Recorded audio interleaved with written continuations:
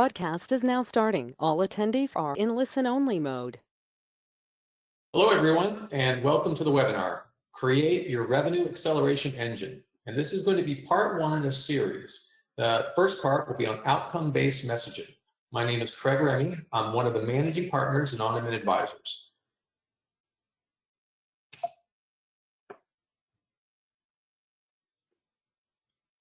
Let's talk about a little bit about on-demand advisors before we start the webinar. So we started this company 14 years ago.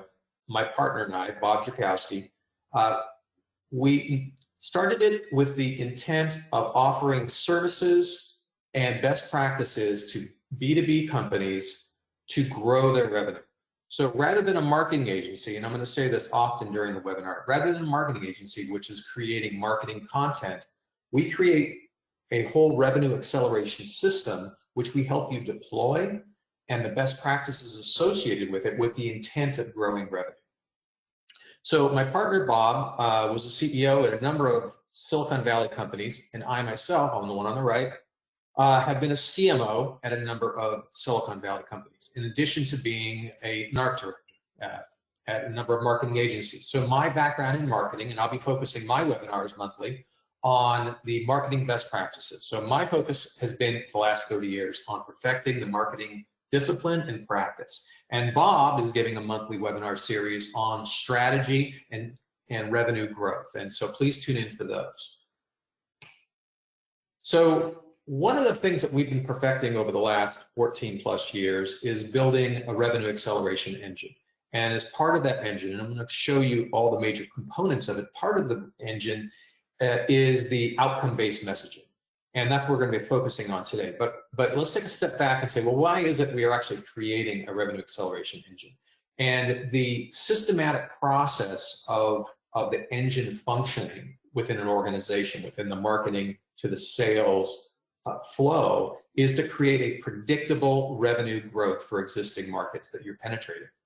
And if we can build the fundamental parts of that engine, we can in fact begin creating predictability, we can begin measuring, and we can begin affecting the things that aren't working and invest additional funds of the organization into areas that are in fact going the right direction. So once we do that, once we build out that system, we can begin deploying it across other markets. And once we do that, we can enhance the customer experience because now we're going to be talking to them directly and resonating our messages directly with them and what they want to see in the marketplace. So it is really a combination of elements of why you want to build a revenue acceleration engine. So let's talk a little bit about what it is. So as we perfected it, we continue to improve the system. As every time we engage a client, we learn new things. Even though I've been at it 30 plus years, Bob's been at it 40 plus years, we always are listening to the market, understanding best practices, and improving our proprietary revenue acceleration system. So there are these major components which comprise the system. And let me talk about them at a high level. So at the first stage, we have a revenue engineer. At the next stage, we have the strategic insight. And that's followed by revenue acceleration. That's followed by lead development. That's followed by sales optimization, sales acceleration, and then partner leverage. However, this webinar here is on messaging. So that is going to be in the very second column, which says strategic insight. So when we think about the messaging that we're going to be building, we're going to be building the messaging in that column. It's going to lead into the second or the third column, which is the revenue acceleration engine. And we're going to have a whole session on that. So some of the other sessions that are coming up, we're going to be focused on buyer intelligence validation. We're going to be talking about reaching 100% of your target audience. We're going to be looking at implementing a marketing automation system, engaging your buyers with targeted offers, adding and expanding your buyer engagement channels, and then ultimately measuring and converting your prospects into customers and measuring that ROI. So as you look at the system, this is the system that On-Demand Advisors has perfected. This is the system that we come in and advise companies to put in place to optimize their revenue flow and expand upon it. So, and now let's get into what we're going to cover today. So as part of the looking at the outcome-based messaging, we're going to look at the traditional messaging approach, the limitations and the challenges. We're going to look at outcome-based messaging with the new approach, core principles of what makes outcome-based messaging, the building blocks of outcome-based messaging, and the different audiences require different messages, and the process and the proprietary process to build the outcome-based messaging. All right, so before we go further, what I'd like to do is ask the audience a question.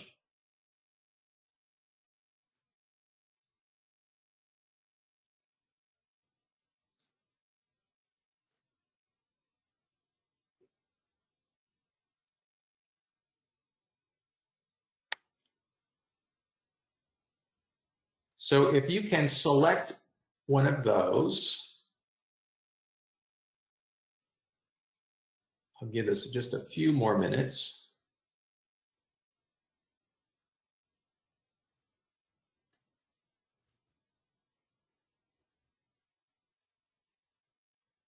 All right, I'm going to go ahead and close our poll. And let's take a look.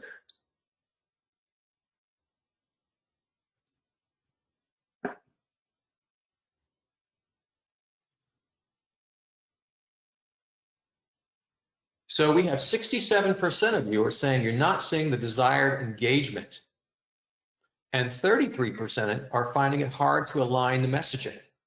So we're going to talk about that and see if we can improve upon that outcome.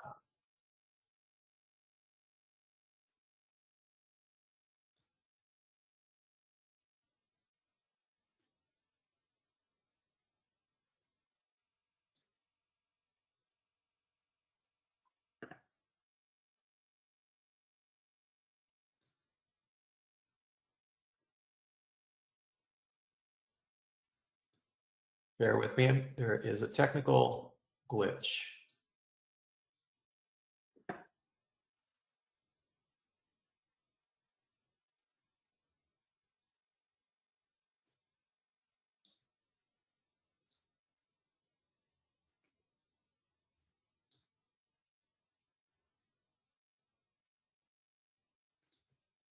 All right, we are back to the presentation. So let's go forward. The traditional messaging approach and the challenges and the limitations. So most organizations, most B2B, most technology, most software, most organizations focus immediately on what they built, what they offer on the services. And it's typically feature driven. It's not results driven. And consequently, that is an inward facing outward type of messaging structure.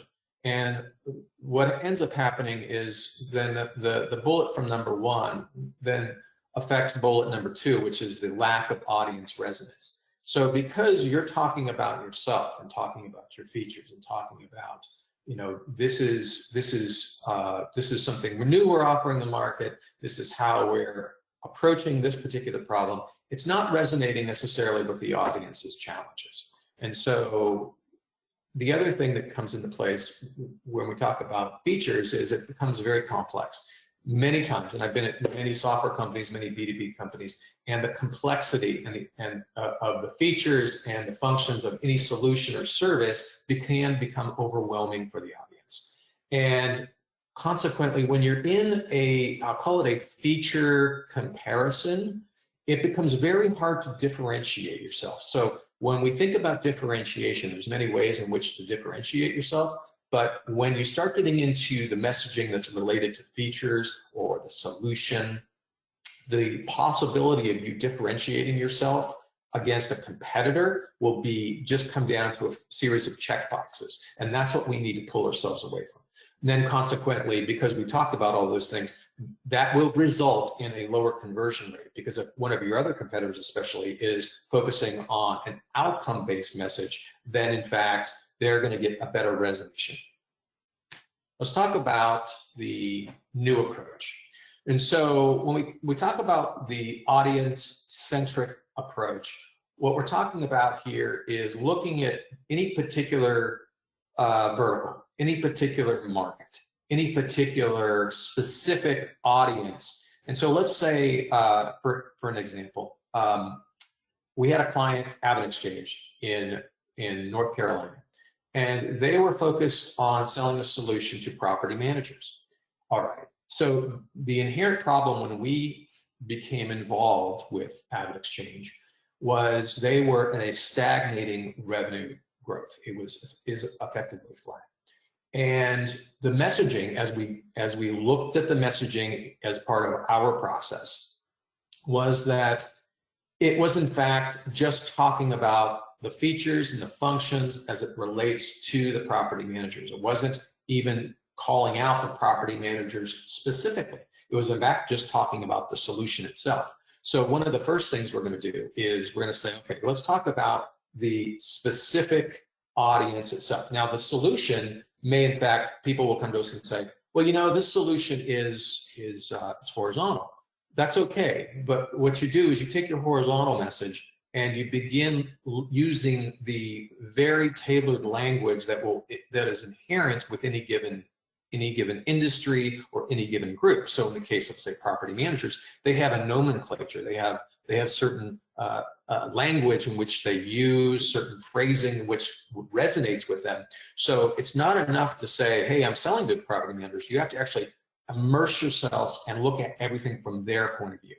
The next thing is, and this is very hard for a lot of companies, and when they start, especially in the features and functions standpoint, is simplifying and make things clear and focused on benefits. So when we think about the benefits, we have a feature, then that feature produces a certain benefit. And it's not enough to say it produces a benefit. It's got to tie into the first one, which is about the audience focus. So we talk about, say, AvidXchange, those features, we needed to almost eliminate the discussion of features and talk about the benefits across an array of areas of outcomes for the property managers. And that gets us to the third one, which is about focusing on the outcomes itself. So when somebody's looking for you, they're not looking for, say, another solution. They're not looking for, say, another service. What they're looking for is an improvement to a challenge they have today.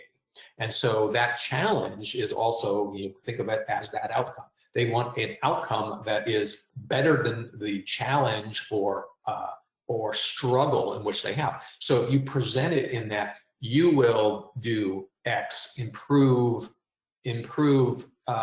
your company by the following, and the solution will solve that. That is the pathway in which we need to articulate our message, and we'll get into that a little later. And so the other thing is, as you start to get into the specificities of number 1 through 3 above, you're going to find yourself beginning to differentiate from the competitors. So one of the things that we found, and I'll reflect on a time when I was the CMO at Intact, is we were in a heated competition with several companies. And so one of the things we were doing early on when I joined the company is the company was focused on chasing the competitors. Are we doing what the other competitors saying? Are we doing what they're saying? What we did was we stopped doing that. We took a step back and said, well, what are we good at? What are the markets we focus on? And so as we began to look at it strategically, began to look at how we best serve our specific markets, our messages completely began to diverge from this chasing of the competitor. So ultimately, we didn't even need to look at the competitors anymore because our message was so unique to our market, we ultimately had no competitors. So what I would say is stop looking at, as you're looking at your messaging, let's put the competitors aside for now and say, we're not going to look at them. We're going to focus just on our markets, just on our audience, and focus on what makes us unique and how we best serve the audience. And then we can begin looking at, how we're going to outperform the competitors. Okay, so ultimately, when you do all the above, what's going to end up happening is you're going to become the vendor, the supplier of choice, who can speak the language in which that resonates the best with the audience. So therefore, when somebody reads your message, when somebody sees something about you, they're going to say, "Oh, hey, you know, they kind of get me. They understand what my challenges are. I think I need to talk to them. No one else is speaking the same way. They seem to speak in the language in which I use." So let's go a little further. So when we talk about, well, that's great from a high level, what is the outcome-based messaging? So what do we want to talk about when it talks about the core principles? So there's a few things here as we get to that foundation, then we're going to build up from that foundation. We're going to talk about the audiences. So the first one is audience focus here on centricity. So what does that mean? So that means, as I mentioned before on the Avid Exchange example, that meant focusing on, say, the vertical they were going after, which was property management. And that meant creating language that was highly focused and written from their standpoint. Is there specific nomenclature? Is there specific phraseology that resonates with them? And I'll give you another example. We had a customer, ICUC. They're the largest social media management company in the United States. They actually had 12 different verticals. In their case, they have a service. They have a service that they manage the social media responses for a myriad of Fortune 500 companies. One could say that that's a very horizontal solution. However, to better resonate with the 12 different verticals, what we chose to do was take a step back and speak the specific language of those verticals. So whether it was retail, whether it was food and beverage, whether it was professional services, each one of those audiences, yes, they're doing social media management, but the language in which we speak to them, the language in which they read the message, is highly focused on them. The next thing is clarity, avoiding jargon. As somebody who's been in marketing, I will say that I've come across a lot of lazy marketers who like to put in catchphrases and make things cute or catchy. And there's nothing wrong with making a punchy line, but that should only be to punch up the emotion of your already strong message. The best marketing has a foundation in truth, and it's relevant to the audience. So when you think about avoiding things that are just cute, or avoiding acronyms, or avoiding things that are just making you sound like you're smarter than the next person, just avoid that. And let's just focus on being clear and resonating with the audience. The next thing is about aligning. This is about relevance. So this is about aligning with values. And so, every different market has its own unique challenges. Just because, and I'll expand on, say, social media management. So we think about food and beverage versus, say, retail, and those are two different markets that, say, ICUC, that social media management company, focus on. There are different challenges. Yes, they both need a company that's going to monitor and respond in the social media realm. However, there are unique challenges that need to be accounted for, because the issues related to food and beverage and the challenges related to food and beverage, health issues or other type of responses, are far different than, say, retail. And they're far different than professional services. So again, we're not talking about just the centricity of the verticals, we're talking about the unique challenges within it.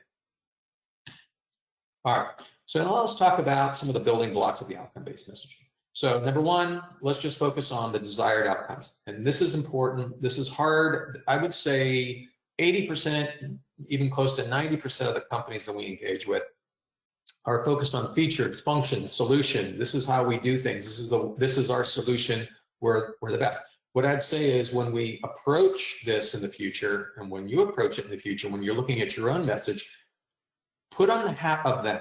put on their message, their success. What makes them successful with your message? Now, take that lens, and I would challenge each one of you at the end of this webinar to look at your own message that way. And the next thing is make it compelling, crafting that message. So when you read your message, when you look at that, how is that message in fact compelling? How is it making them say, wow, that is something that is solving my challenge today, and I need to make an action. That is something I cannot wait on. And the last thing that's going to be important is these three things you always have to focus on in your messaging. The last thing you're going to have to focus on is how you're going to guide them, and this is the important word, guide, how you're going to guide your audience to an action.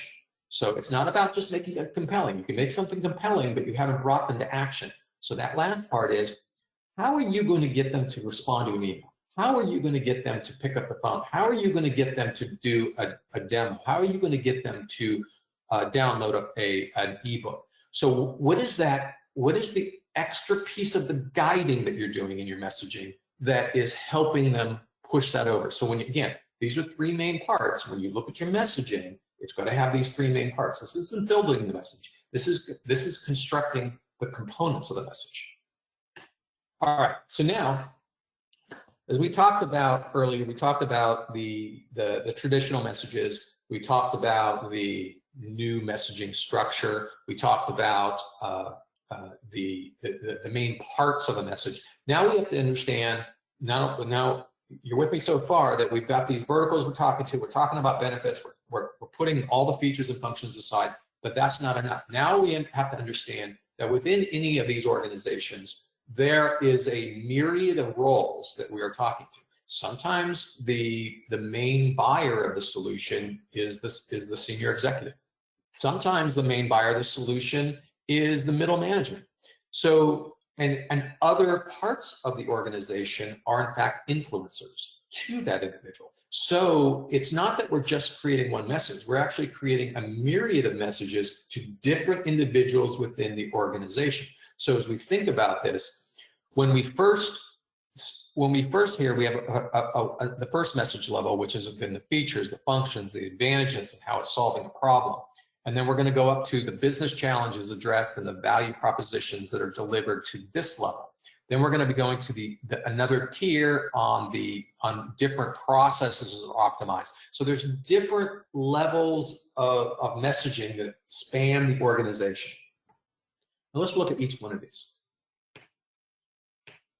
All right, so in the audience one, when we talk about the features and functions for everyone, these here, it's okay at this level to be introducing, at the right time, of course, introducing features and functions and advantages. So when we think about the messages, yes, we're still focused on, say, the industry. Yes, we're the group. But we need to do is say, this is the individual who's the doer. This is the doer in the organization. And features and functions are going to be very important to this individual. However, there's still an outcome. It still needs to be led with an outcome. So it's not that you're not including the features and capabilities and functions and so forth, but you're leading with the benefits, you're leading with the individual, then this is how it's going to happen, because this is the doer. This is how they're doing things. And most of the time, these are not the decision makers. And you got to keep that in mind, is these are going to be your influencers. And it's okay to introduce some of the features and the capabilities, because these people are going to probably get into the weeds. But you still have to lead with your benefits. So let's talk about the next group. All right, the next group. So now we're at the management level. So now the management level, they're thinking a little higher. That you're going to have to be focusing on the pains and the value propositions, both tactically and strategically. So now, while the previous group was focused strictly on the tactics, this group now is beginning to merge in the strategic. Okay, and so now, as we think about how we're conforming that message, it is going to have to be, in fact, different.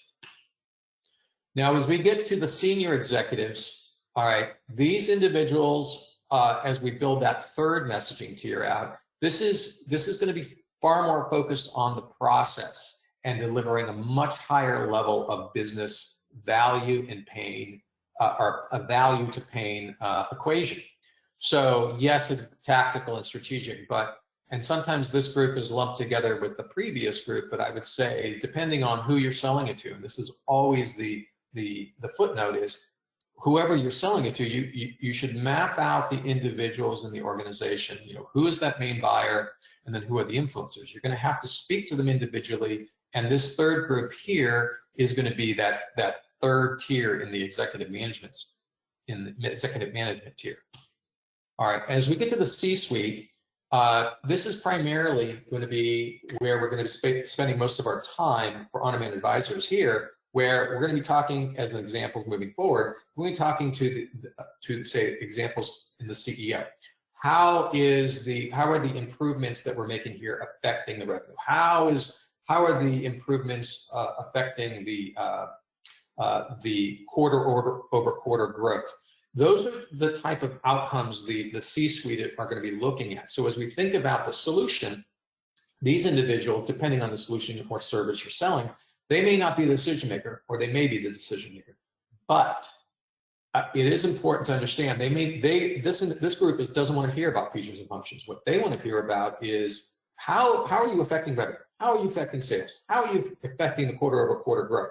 Now, you can mention the solution, but don't go any lower than that. So this is where a lot of companies totally fall down, is they'll have, not only will they have a horizontal message to say one group, it won't speak to the vertical, it won't speak, and now it won't even break apart into the different, say, 4 tiers that I'm showing here. And maybe there's only 2 tiers, maybe there's 3 tiers. Again, each of your markets are going to be unique in that respect. So as we think about those major components that we had earlier, you know, we think about the vertical, we think about the roles, we think about switching it over to benefits. We think about now, let's break that message now that we've talking to the specific market. Let's break that specific message across the required number of tiers. And in this case, I gave 4 examples. All right. So now we get into, say, those are all the fundamentals. So let's take a pause here and say those are the fundamentals for building that outcome-based messaging. You may say, okay, well, that seems to make sense. I should get away from features and functions, but how do I do that? So that's where this next part of the webinar will come into play. So now there are 3 major steps to achieve that, and we at On-Demand Advisors have been doing this for now 14 plus years. And as such, we've been perfecting these 3 steps. So the first thing we're going to do, and I'm going to get into details for each one of these. The first thing we're going to do is we're going to work with you on a strategic messaging workshop. And that's where we get together with the management team at your organization, and we do a full mind meld. And we do a full understanding of what you're doing today, what you're trying to achieve from an organizational standpoint, and how we can better address the existing markets you want to go into and potential markets you want to go into. And now that strategic messaging workshop is going to go to the next stage, which is creating your strategic messaging document. All right, and in the strategic messaging document is going to be and you can see them below: messaging strategy, elevator pitch, horizontal company value proposition, etc. And I'll get into more detail of that shortly.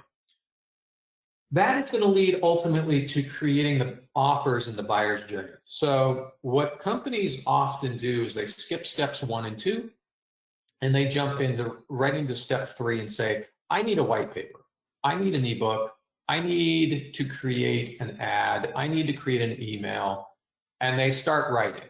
Because what ends up happening is, we've seen it many times, is everybody thinks they know the right pathway in which to get to that message. So they say, well, these are the best messages. We're going to create now that email. Now, that does not allow us to do the strategic messaging construction and really interrogate it properly on those first 2 stages, and I'm going to talk about that. All right. Let's talk about the strategic messaging workshop, what we do. Okay, so as it says here, we're going to do a deep dive on the organization. So one of the things, we're going to spend a day and a half with your organization, and we're going to get into every detail of your solution. We'll look at the demo. We'll look at everything that's been written. We'll talk to engineers. We'll talk to professional services, we'll talk to the full management team, and we'll catalog everything that's been done. And then we want to understand from the executives, what is it you're trying to achieve? What is it that from a revenue standpoint, from a sales perspective, from a pure growth perspective that you're trying to achieve for the organization, not only for this year, but say the next 3 years? What is that growth path for that one market or those 3 markets or even those 10 markets as you look at that growth path? Then the goal there is to come up with the messages, the best messages, and that takes a lot of work. We have executives at every company scratch their head saying, I've been through a lot of these messaging workshops, but yours is unusually rigorous and it is making my brain melt. It is not uncommon, but we're there to guide you through it. And the end result from that strategic messaging workshop will be effectively us constructing a full model of every one of your markets and every potential pain to every potential stakeholder and influencer within your target market, as well as the value proposition and benefit that addresses each one of those pains. So it is a comprehensive mining of everything you have in the organization so that we can best understand what you're trying to achieve and then best advise you what to do next. So now we have this information. So now we've spent a day and a half, 2 days, we've gone away, we've done a full review, and now the next piece of this is the creation of the strategic messaging document. So what is this thing? So this ends up being effectively, it's a guide. It is a Bible. It is an internal document that articulates who the market is you're going after. It articulates the profiles, individual pains and value propositions. And as we construct this, what we'll end up doing, and I'll give you an example here, there may be any given market, you may have 25 individual pains. So you're talking to an example earlier of, say, AvidXchange was talking to property managers. There's 25 unique pains, and we have to write this in the context of the unique pain to the property managers. Then on the flip side of that, when we talk about pains, what we're going to do is we're going to craft then the unique value propositions for each one of those pains. Then you're not only going to have those 25 unique pains, you're going to have 25 unique value propositions. And then from there, then what we're going to do is we're going to construct from a bottom-up perspective, we're going to construct all your messaging from scratch. So from there, we're going to construct all your messaging and create a new elevator pitch, a new solution message. And that ultimately will inform all of your messaging for marketing and sales and any other department moving forward.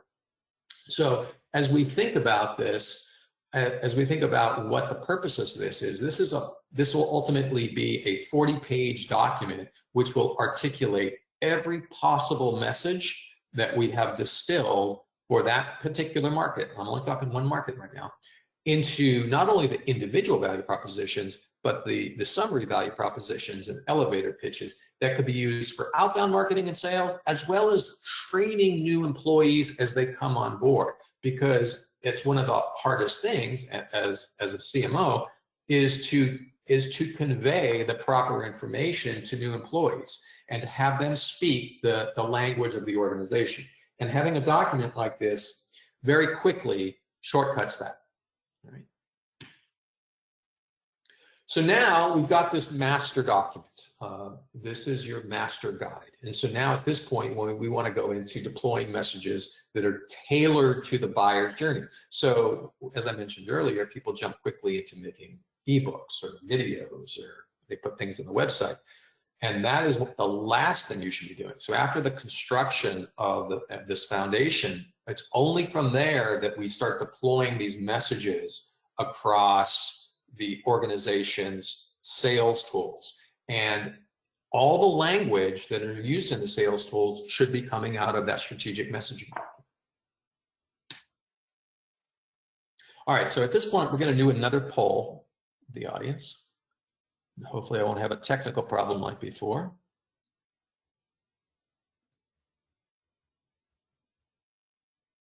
Okay. What topics most interested you from today's webinar? If you can please provide some feedback in the next couple of minutes.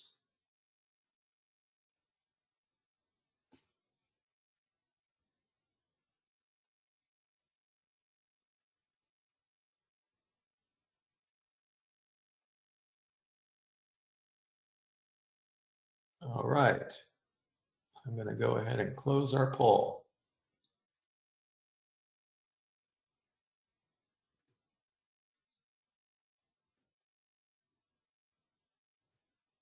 All right, so the results are 50% of you said learning how to craft compelling outcome messaging, and another 50% split, very unusual, is deploying messages along the tailored buyer's journey. All right, so let's move forward. All right, so I will add something on the tailored buyer's journey here, and I didn't add it before, but before I get into the Q&A, which I would ask you to add some questions into the mix, but on the buyer's journey, one of the things I didn't talk about, and I do want to talk about it for a few minutes, is it's not enough to have the messages that we're going to craft. Say, let's say we're going to have we're going to have 3 ebooks. We're going to have a buyer's guide. We're going to have an ROI guide. We're going to have an assessment guide. We're going to have videos. We're going to have customer success stories. It's not enough to have these tools. One of the more important things that we'll get into on one of our future sessions is to construct a very specific buyer's journey for the specific verticals. So, and each one of your verticals, each one of your markets will have a unique buyer's journey. So ultimately that buyer's journey will have very unique sales tools in it. One buyer's journey may have a buyer's guide. Another buyer's journey may not have a buyer's guide. So the goal here is to construct a tailored buyer's journey for each one of your markets. And then as we think about the deployment of those sales tools then align to the buyer's journey. And we'll get into that on one of the future webinars, so I hope you can attend it. So let's go into some of the Q&A here. So if you can provide some questions, I see some questions coming through now. All right, here's our first one. So how challenging is it for companies to shift from traditional messaging strategies to an outcome-based approach?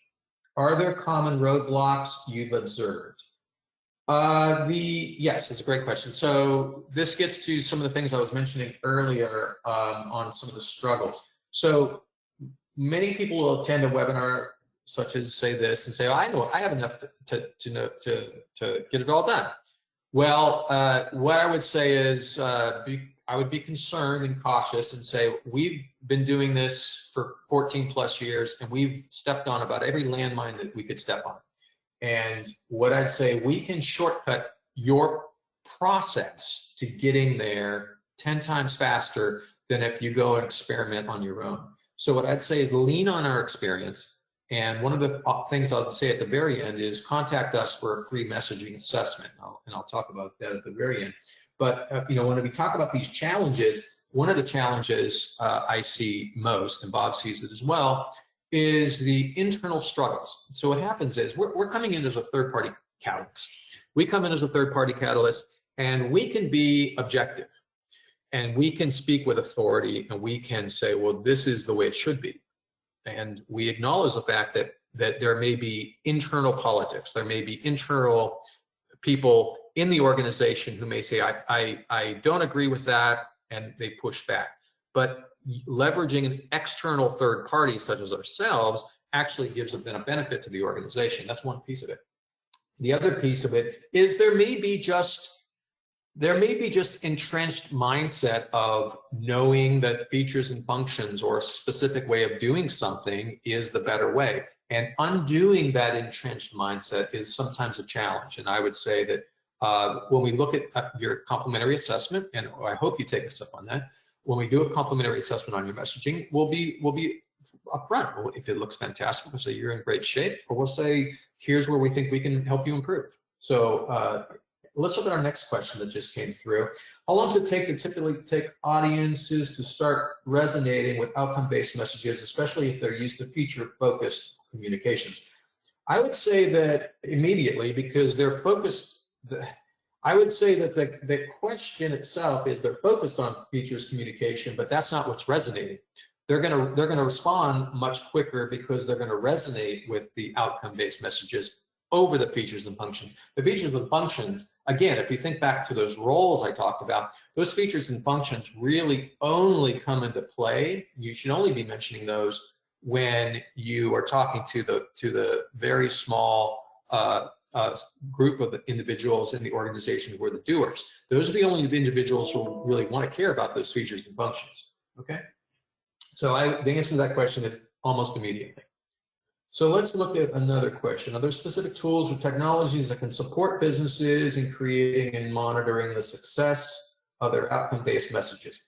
Absolutely. We have a proprietary system called OneSource. It allows you to deploy all your messaging via very unique tools and very unique methods for which you can then begin tracking the responsiveness of your outcome-based messages. And you can talk to us later during your free assessment about that.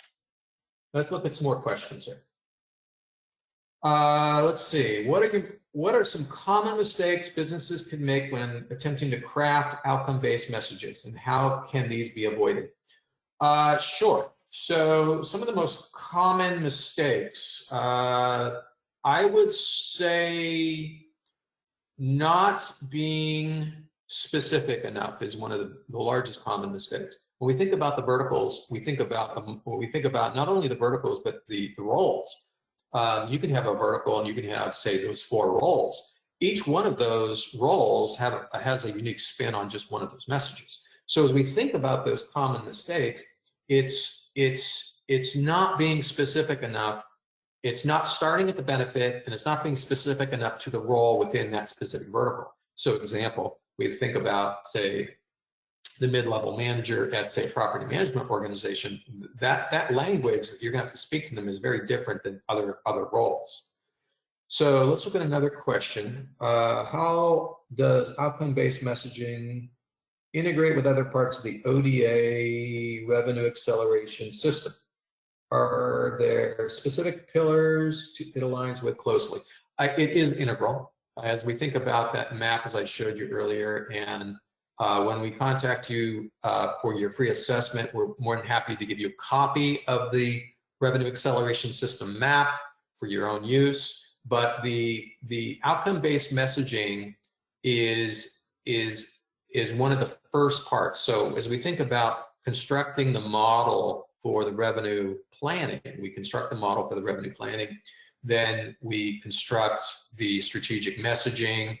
And then one of the parts, and this will be a future webinar, one of the parts that we'll be doing, and I'll be discussing it then, is then validating that messaging with the audience. And it's not enough for us to be the smartest ones in the room to say, hey, we figured out the messaging. It's now important for us to go out to the audience and actually survey them and say, we have crafted these 20, 25, 30 value propositions. We would like to have an understanding of the value of this. And so from that standpoint, we can then validate those messaging. We can then eliminate some that aren't working. We can modify the strategic messaging document based on that validation. Now, as we think about, it's actually quite a large question. We think about how these things are tied together. And I'll spend a little bit more time in that. Once we validate it and we make modifications, then that affects the sales tools. Okay, that may affect the buyer's journeys that we have out there. That's going to affect the website content. That's going to affect how, in fact, we're using it in the campaigns. Those campaigns is now, as we move down the map, those campaigns are now touching the sales department. So everything is interconnected and cannot be separated. So when you think about this revenue acceleration system, it is in fact a full system. Everything is connected. It is very logical. Some people say, "Oh, I get it. I've seen that before." But we have been We have been perfecting this, and we can take the revenue acceleration system and make it operational at your organization in short order, regardless of the state that it's in. So one of the things I'd say is, ask us about that when we talk about messaging a little later. All right, so let's look at one more question from the audience here. How does this approach differ, if at all, as it relates to company size when implementing? It doesn't.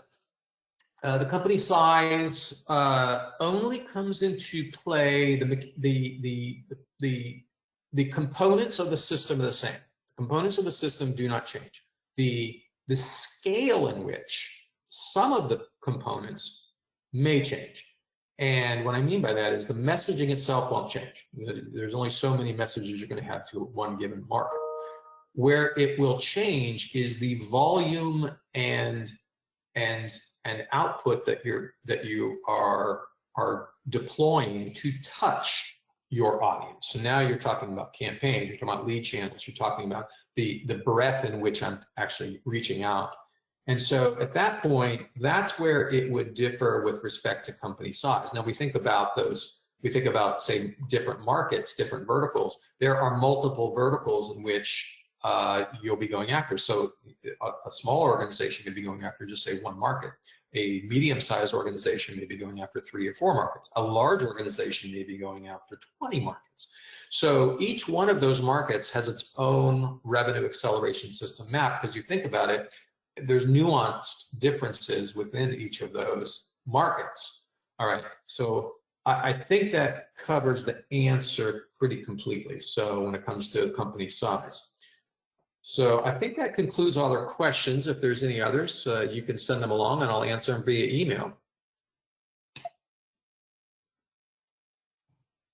All right, so as I mentioned today, as part of this webinar, we're offering a complimentary message assessment, and we'll be reaching out to you via email after this to offer that.